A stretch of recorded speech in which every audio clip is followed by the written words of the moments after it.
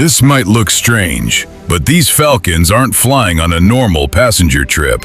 In some Middle Eastern countries, falcons are highly valued and are often transported by air with their owners.